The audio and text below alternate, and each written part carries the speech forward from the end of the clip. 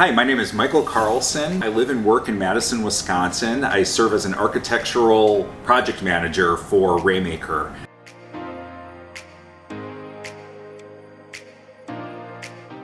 Christopher Alexander's pattern theory goes back to the late 70s, and it's been from the time that I encountered his work, most of what I've done has been trying to find ways to manifest sort of his theory of how to make a more living and beautiful world through acts of design and construction.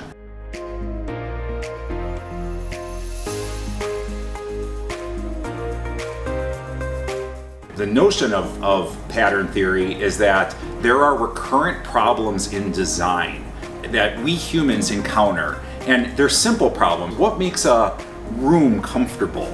What makes a table comfortable or a chair comfortable? And it seems like a real simple kind of intuitive question, but when you start thinking about it, it's not simple at all. And what Alexander has done in his body of works is to take these recurrent problems. And within pattern language, he has 253 of these patterns that he and his students back then identified, and they state the problem to be solved and then presents a solution. In the instance of, say, a courtyard, he observes architecturally that when courtyards are massed on the north side of a building, people hardly ever use them.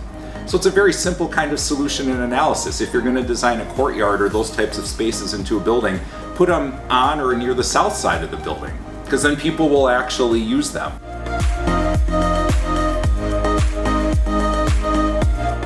We tend to think of high quality design as something that people with, only with money can afford. And I think what's been so moving to me, because most of my experience has been working with low-income families, I think within affordable housing, there's always a tendency to be purely pragmatic. We have to cut costs, we have to cut features, we have to reduce.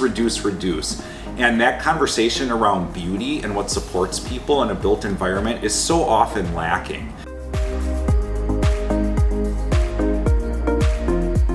My initial work with Ramaker was as a client in the development of the Trotta building. I can say, without hesitation, that pattern theory absolutely at least informed my own thinking about that structure. Some of the patterns that are at play there have to do with the way in which the site is filled with the building. We mass the building in a way to really preserve some of the essential, I'll call them amenities or existing elements on the site relative to trees, relative to other structures that were around, other apartment buildings, businesses. We were really trying to be sensitive to the existing context.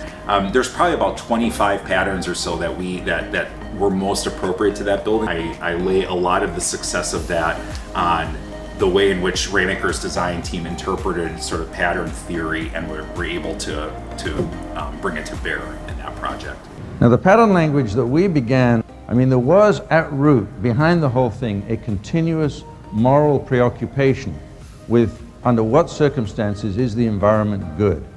I think what Christopher Alexander has provided in his discussion of pattern theory is one of the most helpful and innovative ways of thinking about design and architecture, in the last centuries.